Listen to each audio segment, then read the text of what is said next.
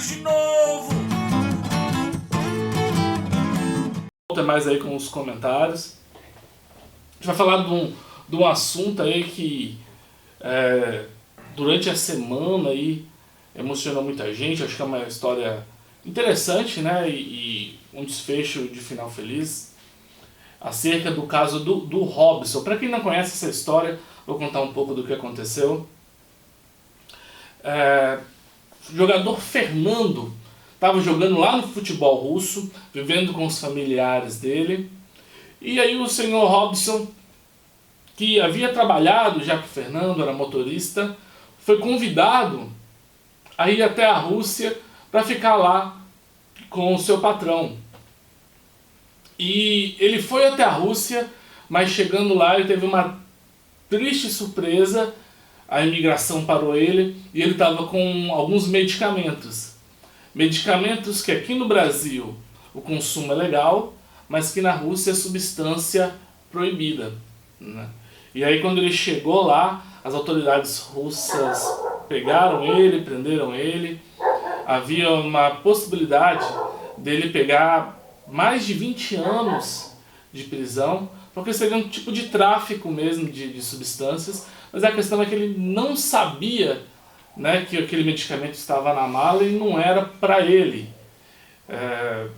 E ele não sabia que o medicamento também era proibido lá na Rússia. E quando ele chegou lá, ele se viu desamparado, ficou ali mais de um ano preso. E é muito triste quando você vê um inocente passando por uma situação dessa. E aí o Felipe Melo, que a gente conversou sobre ele aqui na semana, grande jogador, melhor que o Pirlo, ele ligou para o presidente, pediu o presidente para interceder pelo Robson, e a diplomacia brasileira entrou em ação, conseguiram negociar com ele, e depois de ficar cerca de 2 anos preso por um crime que ele era inocente, a Rússia resolveu liberá-lo, né? Então havia um risco dele ficar lá 20 anos, 30 anos preso, e aí ele chegou no Brasil e foi uma comoção nacional de ver ele conseguindo ali sua liberdade, de ter chegado ao país em segurança. E eu queria saber aí o que o Patrick e o Lucas têm a dizer acerca disso aí. Acho que foi algo que realmente emocionou muitas pessoas. Ele chegando, é engraçado que ele é torcedor do Flamengo, e quando ele estava na cadeia, alguém lá na cadeia informou para ele que o River Plate tinha feito um gol.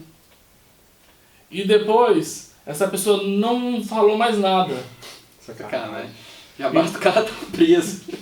E aí, só muito depois, quase um ano depois, que ele ficou sabendo, né, que o Flamengo tinha virado o jogo. E aí ele retornou ao Brasil. Ele teve, né, hoje, passeando pelo Rio de Janeiro, visitou o Ninho do Urubu e tal. E foi uma coisa muito legal. E atitude importante aí do Felipe Melo, de ter intercedido por ele. O pessoal está criticando muito a postura do Fernando, porque, querendo ou não, o Fernando que pediu ele para ir à Rússia, o Fernando que sabia que tinha um medicamento lá, e acabou que ele continuou tocando a sua carreira normalmente, foi para o futebol chinês, mas felizmente a história teve um desfecho, um final feliz. E aí, Lucas? A pessoa ficar privada da liberdade por algo que ela cometeu de errado é uma coisa. Mas a pessoa ficar privada por algo que ele nem sabia, né, é completamente diferente. Igual o Jonas falou, são pequenas coisas que fariam talvez uma diferença para ele, no momento de felicidade ou não. A gente sabe o poder e a força que o futebol tem hoje no nosso meio, né? O Jonas até citou a respeito de terem falado com ele que o River tinha feito um gol e não falou que o Flamengo virou e tal. Então, são detalhezinhos assim, que eu acho que podem talvez ter até atrapalhado um pouco mais a vida dele lá.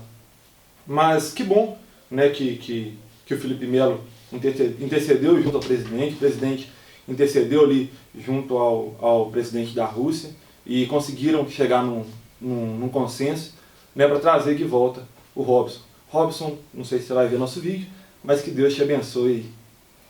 Bacana. Alguma coisa pra falar aí, Patrick? Como o Lucas falou mesmo, é triste ver uma pessoa perder cerca de 2 anos, né? Exato. Ele é um tempo que ele não vai conseguir resgatar. A gente pode mesmo pegar um paralelo, a gente está 1 ano já, quase 1 ano e meio de pandemia, e para nós já é uma eternidade. Agora imagina ficar 2 anos aí recluso, longe da família, em outro país, em outra cultura. Então é algo que é complicado de imaginar e que ele nunca vai conseguir recuperar.